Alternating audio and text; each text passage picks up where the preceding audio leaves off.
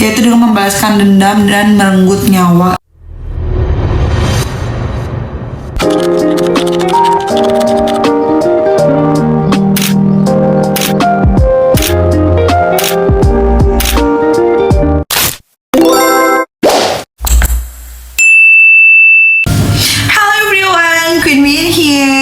Aku mau review buku lagi.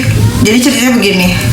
Setelah selesai membaca novel Laut Bercerita yang ceritanya cukup berat menurut aku, tadinya aku mau lanjut ke Cantik Itu Luka. Ini hadiah ulang tahun aku dari bestie-bestie aku waktu zaman SD, dari Dea, Dela, Ica, dan Sinta. Tapi setelah beberapa kali melihat FYP di aku tentang sinopsis dari Cantik Itu Luka, aku rasa novel ini juga cukup berat. Alhasil aku mengambil keputusan untuk membaca novel Fugitive yang sangat teen lit ya menurut aku. Ini diadaptasi dari X kalau nggak salah ya, yang ditulis oleh Johansa. Novel ini meskipun temanya thriller, tapi perjalanan dari ceritanya itu menurut aku cukup ringan dibandingkan dengan Laut Bercerita atau Cantik Itu Luka. Let's kita review. Novel ini mengisahkan tentang Jevaro Arcelo yang harus menyembunyikan kejahatannya karena dia kekasihnya.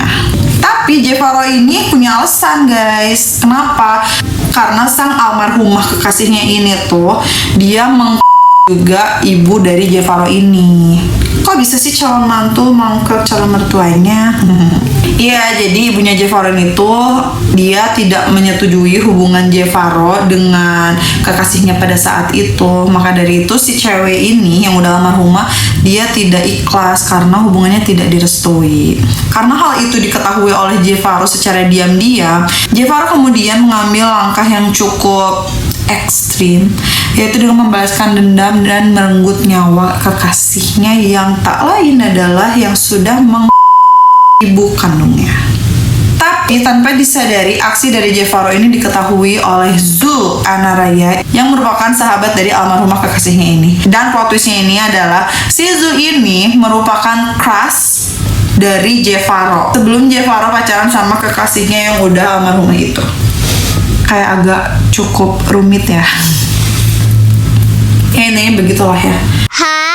Lanjut konflik, terus Jevaro jadi semakin dekat sama Zul. Kenapa? Karena Zul dikasih tahu sama Jevaro kenapa Jevaro itu harus menghabisi sahabat Zul yang merupakan almarhumah kekasihnya juga. Dan akhirnya Zul ini jadi terenyuh hatinya gitu ya. Dia juga nggak nyangka kok sahabat dia bisa sih melakukan hal yang ekstrim seperti itu.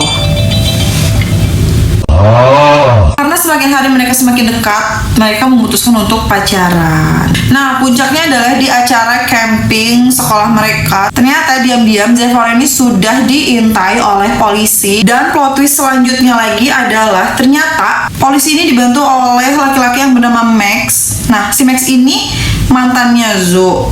Tapi ternyata Max ini adalah sepupu dari almarhumah kekasih Jevaro. Ya, dan pada akhirnya seperti yang mungkin kita terpikirkan atau seperti yang kita tebak, jadi Jevaro Arcelo ini ditangkap dan dipenjarakan oleh polisi. Udah sih, ceritanya cukup sampai sana aja. Dan menurut aku storyline-nya itu lumayan bagus ya untuk ukuran mungkin dia masih remaja entahlah.